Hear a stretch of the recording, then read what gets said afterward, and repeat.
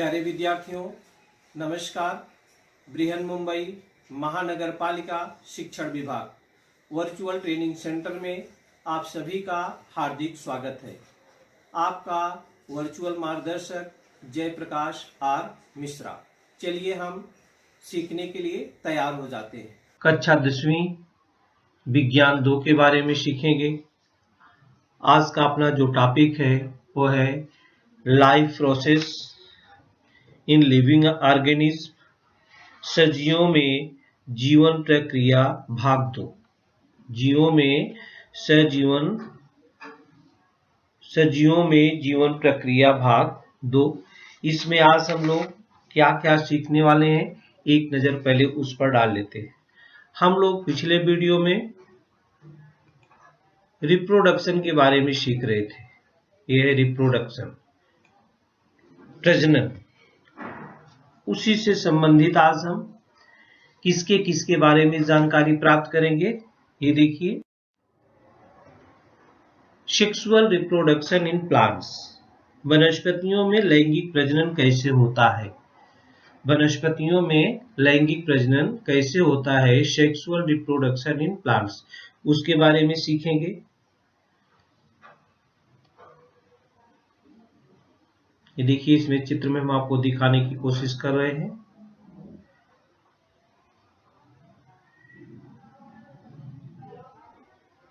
वनस्पतियों में यहाँ फ्लावर्स के बारे में आपको दिखाएंगे, उसमें प्रजनन किस प्रकार से होता है। उसी में हम यहाँ पर दिखा रहे हैं, मेल भी होते हैं और फीमेल भी होते हैं वनस्पतियों में, और इससे उनका रिप्रोडक्शन होता है और वो इस पृथ्वी पर हमेशा बने रहते हैं। नहीं तो रिप्रोडक्शन ना हो, जैसा आप जानते हैं, तो इनका मूल ही नष्ट हो जाएगा। तो सेक्सुअल रिप्रोडक्शन इन प्लांट्स। दूसरा जो हम इसमें आपको बताएंगे, रिप्रोडक्शन एंड मॉडर्न टेक्नोलॉजी।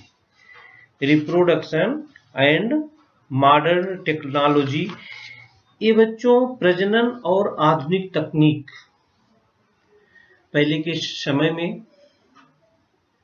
पुरुष स्त्री में किसी में भी अगर कुछ कमियां रहती थी, कोई रोग हो जाते थे, तो उनको बच्चे नहीं हो पाते थे। लेकिन आज के समय में ऐसा नहीं है बच्चों। बहुत सारी नवीन तकनीक आ गई है, आधुनिक तकनीक आ गई है, जिसके द्वारा हमें सफलता मिलती है और माँ बाप को बच्चे हो जाते हैं। इसको बोलते हैं हम रिप्रोडक्शन एंड मॉडर्न टेक्नोलॉजी।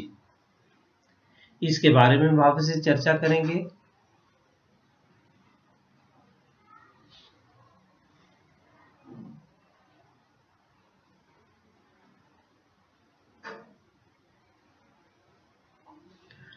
और आगे जो चर्चा हम करने वाले हैं, पॉपुलेशन एक्सप्लोशन, माने जनसंख्या विस्फोट, जो सबसे बड़ी भयंकर बीमारी हो गई है, उसके बारे में भी हम आप लोगों से इस वीडियो में चर्चा करेंगे। तो चलिए शुरू करते हैं बच्चों। सबसे पहले सेक्सुअल रिप्रोडक्शन इन प्लांट्स।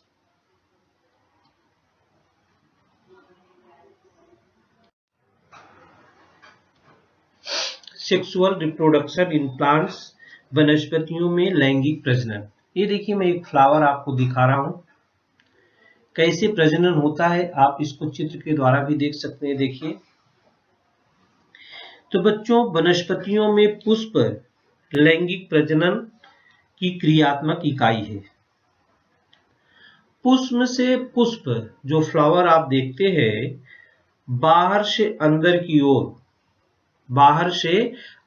की ओर कुल 4 मंडल होते हैं। कुल 4 मंडल होते हैं। वो कौन कौन से मंडल होते हैं? एक होता है एक कैलिक्स, जिसको यहीं पर बाह्य दल बोलते हैं। ये 4 मंडल है। एक नंबर ए हो गया, इसको बाह्य दल बोलते हैं बच्चों, या सेपल्स भी इसको बोलते हैं। लिखा है सेपल्स या कैलिक्स, या हिंदी में इसको बोलते हैं बाह्य दल पुंज। क्या बोलते हैं? बाह्य दल पुंज। इसके बाद होता है दलपुंज, जिसको कोरोला बोलते हैं। ये देखिए, ये दूसरा नंबर है दलपुंज। 4 भाग होते हैं इसके। नंबर 1 बाह्य दलपुंज, नंबर 2 ये दलपुंज या पंखुड़ी या पेटल्स इसको भी बोलते हैं इंग्लिश में, पेटल्स या कोरोला। और जो तीसरा भाग है वो है पुमंग, यहाँ पर है, इसको एंड्रोशियम बोलते हैं। ये तीसरा भाग है इसका, देख ले, हम 3 नंबर लिख देते हैं। इसको एंड्रोशियम बोलते हैं, जिसको हम पुमंग बोलते हैं। हिंदी में क्या बोलते हैं बच्चों? पुमंग। एंड्रोशियम जिसको हम पुमंग बोलते हैं, और गायनोशियम, ये चौथा है गायनोशियम। चौथा क्या है? गायनोशियम। गायनोशियम को हम क्या बोलते हैं? जायांग बोलते हैं बच्चों। गायनोशियम को क्या बोलते हैं? जायांग बोलते हैं। तो आपने देखा पुष्प में बाहर से अंदर की तरफ कुल 4 मंडल होते हैं। ये है नंबर 1 कैलिक्स, जिसको हम बाह्य दलपुंज बोलते हैं। ये दूसरा है कोरोला या पेटल्स, जिसको हम दलपुंज बोलते हैं। एंड्रोशियम, जिसको हम पुमंग बोलते हैं, और गायनोशियम, जिसको हम क्या बोलते हैं? जायांग बोलते हैं। इसमें एंड्रोशियम, देखिए बच्चों, एंड्रोशियम एंड गायनोशियम माने पुमंग और जायांग, ये प्रजनन का कार्य करते हैं। गायनोशियम और एंड्रोशियम ये दोनों रिप्रोडक्शन माने प्रजनन का कार्य करते हैं, इसलिए इन्हें आवश्यक मंडल कहते हैं। एंड्रोशियम और गायनोशियम रिप्रोडक्शन का कार्य करते हैं, इसलिए इन्हें आवश्यक मंडल कहते हैं। ये आवश्यक मंडल है दोनों। और जो ये कैलिक्स बाह्य दलपुंज है और ये कोरोला है, ये दोनों बाह्य दलपुंज और दलपुंज, बाह्य दलपुंज और दलपुंज, ये दोनों आंतरिक मंडलों की सुरक्षा करते हैं। ये तीसरा और चौथा आपने देखा, ये दोनों रिप्रोडक्शन का कार्य करते हैं। क्या करते हैं बच्चों? गायनोशियम और एंड्रोशियम रिप्रोडक्शन का कार्य करते हैं, और कैलिक्स और कोरोला दोनों जो है आंतरिक मंडलों की सुरक्षा करते हैं, इसलिए इन्हें कोरोला और कैलिक्स को हम अतिरिक्त मंडल कहते हैं। बाह्य दलपुंज के घटक दलों को, बाह्य दलपुंज के जो घटक दल हैं, ये बाह्य दलपुंज है, बाह्य दलपुंज के घटक दलों को हम पिक्षक कहते हैं। और ये पिक्षक क्या होते हैं? हरे रंग के होते हैं। ये देखिए पिक्षक, ये हरे रंग के होते हैं, ये हरे रंग के होते हैं, इसको हम पिक्षक बोलते हैं। और दलपुंजों के घटक को, ये देखिए दलपुंज के घटक हैं, ये है कोरोला दलपुंज, इसको हम पंखुड़ी बोलते हैं। इसको क्या बोलते हैं बच्चों? पंखुड़ी। दलपुंजों के घटकों को हम क्या बोलते हैं? पंखुड़ी बोलते हैं। ये पेटल्स ये है पंखुड़ी। और वे पंखुड़ियां जो होती हैं विभिन्न रंगों में होती हैं, उनका रंग एक नहीं होता, सबका रंग अलग अलग होता है। ये जो पुमंग है, इसमें आप देख रहे हैं पुमंग में, एंड्रोशियम में ये एंथर है इधर, और इधर इसका ये फिलामेंट है। तो एंथर को हम परागकोश बोलते हैं। एंथर को क्या बोलते हैं बच्चों? परागकोश। और फिलामेंट को हम पूतंतु बोलते हैं हिंदी में। फिलामेंट को हम क्या बोलते हैं? पूतंतु। तो पुमंग, ये पुमंग जो होता है ये नर मेल है, ये मेल है। इसको आप यम से लिख सकते हैं, मेल को हम यम से लिखते हैं। मेल को एंथर, पुमंग। पुमंग क्या है? यह नर मेल होता है। ए पुमंग यह नर मेल है। इसके घटक दलों को हम पुंकेसर कहते हैं। और ए गायनोसियम जो है, जायांग, जायांग जिसको हम कहते हैं, ये फीमेल है, ये फीमेल है। ये पुमंग ये मेल है और ये गायनोसियम क्या है? फीमेल है। इसमें आप गायनोसियम में देखिए क्या क्या होता है। गायनोसियम में स्टिग्मा होता है जिसको हम वर्तिकाग्र बोलते हैं, और ये स्टाइल होती है, वर्तिका होती है। ये वर्तिका है, आप देख लिए, और ये स्टिग्मा है, इसको हम वर्तिकाग्र बोलते हैं।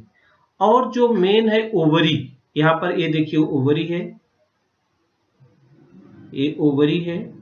इसको हम हिंदी में अंडाशय बोलते हैं। तो गायनोसियम में स्टिग्मा है, स्टाइल है और ओवरी है। मतलब वर्तिकाग्र है, वर्तिका है और अंडाशय है। पुमंग में क्या है? एंथर है, ये देखिए परागकोश है, और फिलामेंट है। ये फिलामेंट को पूतंतु कहते हैं। तो एंड्रोसियम मेल होता है। एंड्रोसियम क्या होता है? पुमंग यह नर दल है, और इसके घटक दलों को हम, जो इसके घटक दल एंथर है, फिलामेंट है, इसको हम पुंकेसर बोलते हैं। और जयांग यह स्त्री है, इसके घटक दल को हम स्त्री केसर बोलते हैं, कार्पेल बोलते हैं। इसको क्या बोलते हैं? कार्पेल। तो पुंकेसर को हम स्टामेन बोलते हैं,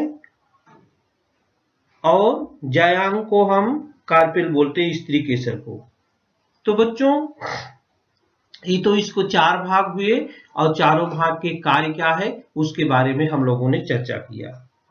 अगर एक ही पुष्प में पुमंग और जायांग, एक ही पुष्प में पुमंग और जायांग ये दोनों भी मंडल उपस्थित हो, तो ऐसे पुष्प बाइसेक्सुअल कहलाते हैं, मतलब उभयलिंगी कहलाते हैं। जैसे गुड़हल का फूल है, अगर किसका फूल है? गुड़हल का फूल जो होता है, पुष्प में उपरोक्त दोनों में से केवल एक ही मंडल हो, तो ऐसे फूलों को हम एक लिंगी पुष्प कहते हैं। अगर केवल एक पुमंग हो तो नर पुष्प, केवल जायांग हो तो मादा पुष्प कहते हैं। जैसे पपिया का फ्लावर है, ये देखिए पपाया का फ्लावर है, इसका उदाहरण। ये मेल फ्लावर है और ये फीमेल फ्लावर है। ये मेल फ्लावर है और ये फीमेल फ्लावर है। पपैया में ऐसे ही होता है, एक में केवल पुमंग होता है, माने एक में केवल नर होता है, दूसरे में क्या होता है? मादा होता है। तो ऐसा पेड़ क्या होता है? पपैया का होता है। एक ही में नर और मादा दोनों नहीं होते। इस पुष्प में आपने देखा, इधर एंड्रोसियम है, इधर गायनोसियम है। इधर इसका क्या है? पुमंग और जायांग दोनों क्या है? अलग अलग है। तो बच्चों, वनस्पतियों में लैंगिक प्रजनन इस प्रकार से होता है।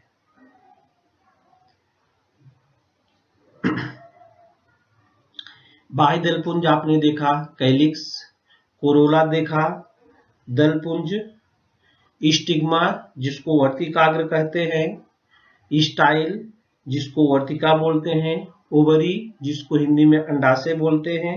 वर्तिकाग्र, वर्तिका और अंडाशय माने स्टिग्मा, स्टाइल और ओवरी, ये तीनों को मिलाकर गायनोसियम बोलते हैं, ये फीमेल होता है। एंथर, फिलामेंट को मिला के एंड्रोसियम बोलते हैं, जो मेल होता है। मेल और फीमेल से प्रजनन होता है। और जो कैलिक्स है, बाह्य दलपुंज और दलपुंज माने कोरोला, ये आंतरिक मंडलों की सुरक्षा करते हैं, इसलिए हम इसको इन्हें अतिरिक्त मंडल कहते हैं। और बाह्य दल पुंज के घटक दलों को पिक्षक कहते हैं। देखिए आप, ये हरे रंग के होते हैं। दल पुंजों के घटक दलों को हम पंखुड़ी कहते हैं, कोरोला को, और वो विभिन्न रंगों में होती है। इस प्रकार से सेक्सुअल रिप्रोडक्शन इन प्लांट्स के बारे में हम लोगों ने जानकारी लिया। तो बच्चों, हमेशा नर और मादा मिलेंगे तो ही रिप्रोडक्शन होने वाला है, चाहे वो वनस्पतियों में, चाहे वो ह्यूमन बॉडी में हो। तो बच्चों, और हम आगे आपको इसमें बताएंगे प्रजनन और आधुनिक तकनीक। प्रजनन और आधुनिक तकनीक एक ऐसी होती है, देखेंगे हम, reproduction and modern technology. Reproduction मानो बच्चों, आप लोगों ने सुना है बहुत सारे दंपतियों को बहुत सारे कारणों से संतान नहीं होती है। उसमें बहुत सारी प्रॉब्लम्स होती हैं। जैसे स्त्रियों में जो मेन प्रॉब्लम होती है वो मासिक धर्म में होती है। तो इस प्रकार से उनके अंदर बहुत सारी कमियां रहने से तो बच्चों का जन्म नहीं हो पाता है, संतान प्राप्त नहीं हो पाती है। ऐसा नहीं है कि केवल लेडीज में ही प्रॉब्लम होता है, जेंट्स में भी प्रॉब्लम होता है। कभी कभी पुरुषों में भी वीर्य में शुक्राणु का पूर्ण रूप से अभाव होता है, या शुक्राणुओं की मंद गति है, शुक्राणुओं में विभिन्न दोष हैं, उन कारणों से भी संतान उत्पत्ति नहीं हो पाती है। तो स्त्री के भी रोग हो सकते हैं, पुरुष के भी रोग हो सकते हैं। तो पहले के समय में जब अपनी मॉडर्न टेक्नोलॉजी नहीं थे तो उन दंपतियों को बच्चे नहीं हो पाते थे, लेकिन आजकल ऐसा नहीं। इन आधुनिक चिकित्सा विज्ञान के कारण अब सारी समस्याओं का निदान मिल चुका है। कैसा निदान है? लिखा है इन विट्रो फर्टिलाइजेशन, माने कांच नलिका में फलन, आईवीएफ जिसको बोलते हैं,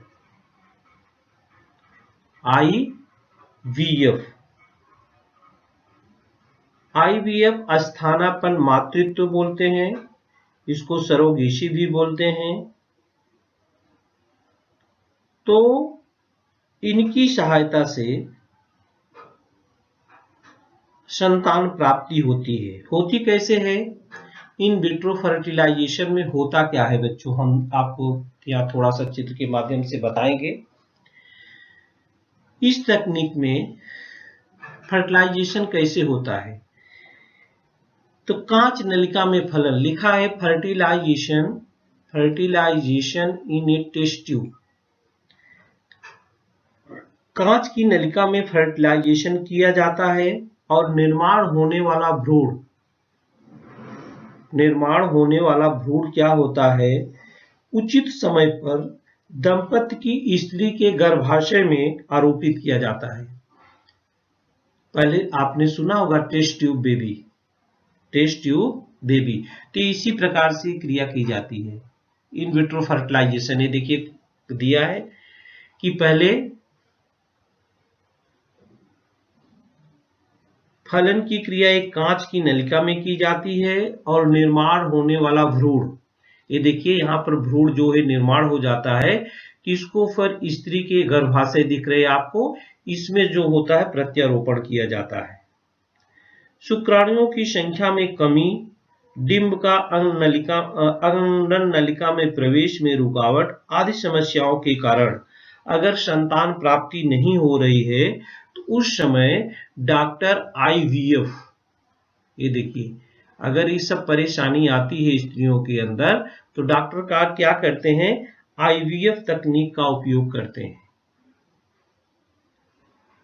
आईवीएफ तकनीक का प्रयोग करते हैं। अगर पुरुष जो है वो सब सही सलामत है, उसके अंदर कोई कमी नहीं है, स्त्री के अंदर अगर ऐसा कमी है तो हम विट्रो फर्टिलाइजेशन के सहारे कांच नलिका में फलन, इस तकनीक का उपयोग करके आप डॉक्टर के जहां बैनर उनर लगा रहता है हॉस्पिटल में, वहां लिखा रहता आईवीएफ मीन्स यही है, कांच नलिका में फलन, कांच नलिका में फलन।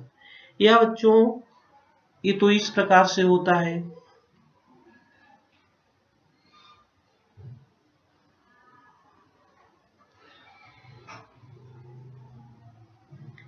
यह एक दूसरी भी आईवीएफ है। ये तो स्त्रियों में जब कमी रहती है तो आईवीएफ के सहारे मतलब हम फर्टिलाइजेशन कर लेते हैं। लेकिन अगर पुरुषों में भी कमी है, हमने आपको शुरू में बताया था ऐसा नहीं केवल स्त्रियों में ही कमी होती है, स्त्रियों में ही रोग होता है, पुरुषों में भी रोग होते हैं। पुरुषों में वीर्य में शुक्राणु का पूर्ण रूप से अभाव हो, शुक्राणुओं की मंद गति हो, शुक्राणुओं में विभिन्न दोष है और संतान प्राप्त नहीं हो रही है, तो हम अगर माता पिता दोनों में कमी आ जाती है तो हम सरोगेट मदर माने अस्थापन मातृत्व का उपयोग करते हैं। इस विधि को भी सरकार ने सरोगेट मदर, इसको बोलते हैं अस्थापन मातृत्व, इसको भी सरकार से अनुमति है। सरोगेट में क्या करते हैं, देखिए यहां पर पति पत्नी दिख रहे हैं, एक दूसरी स्त्री भी दिख रही है, एक दूसरी स्त्री भी यहां पर दिख रही है। तो करती क्या इसमें, कुछ स्त्रियों में हमने कहा ना जैसे आईवीएफ का उपयोग करते हैं, तो कुछ स्त्रियों में जब यूट्रस माने जिसको गर्भाशय बोलते हैं उसमें आरोपण नहीं होता है, कुछ स्त्रियों में गर्भाशय आरोपण नहीं होता है, तो ये स्त्रियां अस्थानापन्न मातृत्व इस आधुनिक उपचार पद्धति की सहायता ले सकती हैं। माने इसमें होता क्या है, इस आधुनिक उपचार पद्धति की सहायता ले सकती है। इस पद्धति में गर्भाशय आरोपण क्षम न होने वाली स्त्रियों के अंडाशय से डिंब लिया जाता है और इस डिंब को कांच नलिका में लेकर उसी स्त्री के पति के शुक्राणु का उपयोग करके फलन की क्रिया संपन्न की जाती है और इससे निर्माण होने वाले भ्रूण को किसी अन्य स्त्री के गर्भाशय में आरोपित कर दिया जाता है।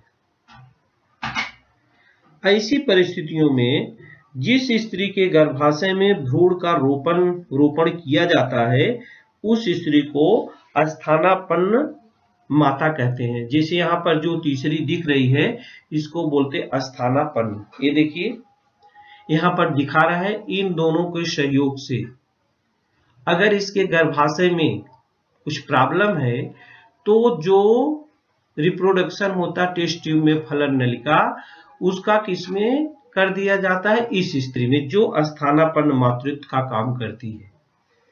और इसके बाद वो जब बच्चा पैदा होता है तब वो बच्चा इसको जो है पति पत्नी को दे देती है। इस प्रकार से ये सरोगेट मदर का काम होता है, ये सरोगेट मदर का काम होता है।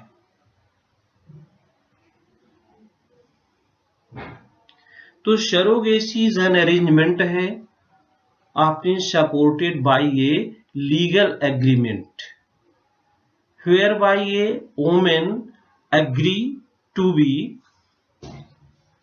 bear a child for another person or persons who will become the child's parent after birth।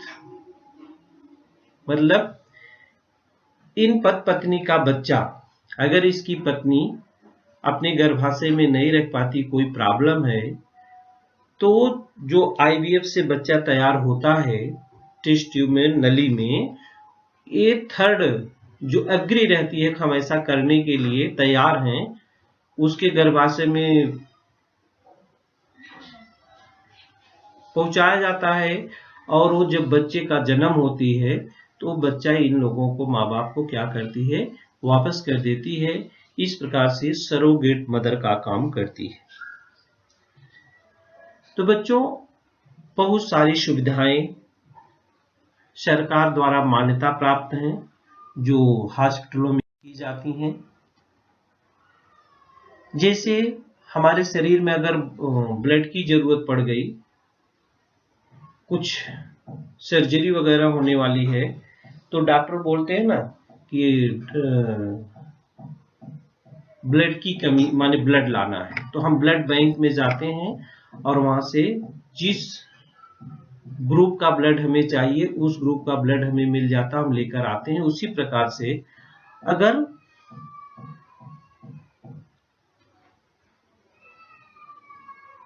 Sperm bank बोलते हैं इसको, हम बोलते हैं वीर बैंक या सीमेन बैंक। यदि किसी दंपति के पुरुष में शुक्राणुओं की निर्मित को लेकर कुछ समस्याएं होती हैं कि शुक्राणु नहीं बन पाता है, तो ऐसे दंपतियों को भी संतान प्राप्ति नहीं होती है। ऐसी नई संकल्पना आई, तो इसके लिए भी रक्त बैंक जैसी यह संकल्पना है। पुरुषों की इच्छा अनुसार उसकी संपूर्ण शारीरिक और अन्य जांच करने के बाद उसके द्वारा अस्खलित वीर बैंक में संग्रहित किया जाता है और आप वहां से ले सकते हैं। और जिस दंपति को संतान की आवश्यकता होती है उसकी इच्छा अनुसार उसे संग्रहित करके रखे हुए वीर का उपयोग कर उस दंपति के स्त्री का डिंब IVF जो तकनीक हमने बताया उसकी सहायता से फलित किया जाता है और उससे तैयार होने वाला जो भ्रूण है उस स्त्री के गर्भाशय में आरोपित किया जाता है। कानून के अनुसार उस जो वीरदाता होता है उसका नाम जो है गुप्त रखा जाता है, बताया नहीं जाता है। बच्चों कभी कभी आपने देखे जुड़वा बच्चे भी होते हैं, वो हम शक्ल के होते हैं। तो कैसे होते हैं? कभी कभी देखो दो कंडीशन होती है। एक कंडीशन में दोनों बच्चे शक्ल सूरत सेम होती लेकिन अलग अलग होते हैं। एक दूसरी कंडीशन होती है उसमें कोई न कोई भाग, इसमें दोनों लड़के होंगे तो लड़का रहेगा, लड़की रहेगी तो दोनों लड़की रहेगा। लेकिन एक कंडीशन और होती है, हम थोड़ा सा आपको बताएंगे कि उसमें कोई न कोई पार्ट जो होता है वो जुड़ा रहता है और उसमें जुड़े होने पर एक लड़का भी हो सकता है, दूसरा लड़की भी हो सकता है, या दोनों मेल दोनों फीमेल भी हो सकते हैं, या अलग अलग भी हो सकते हैं। इस प्रकार ट्विंस का जो होता है वो जन्म होता है। डिटेल में आपके सर आपको बताएंगे कैसे होता है, हमने यहाँ पर थोड़ा सा हिंट आपको दे दिया है। इसके बाद जो सबसे बड़ी समस्या हो वो पॉपुलेशन की है बच्चों। जनसंख्या विस्फोट आप देख सकते हैं 1901 से जो जनगणना हो रही है और कैसे जो है बढ़ रही है। आजकल तो जब 2011 में जनगणना हुई थी तो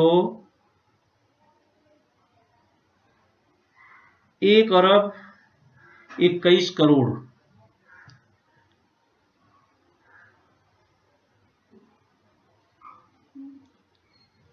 ये जनसंख्या थी। ये देखिए चार्ट हम आपको दिखा रहे हैं।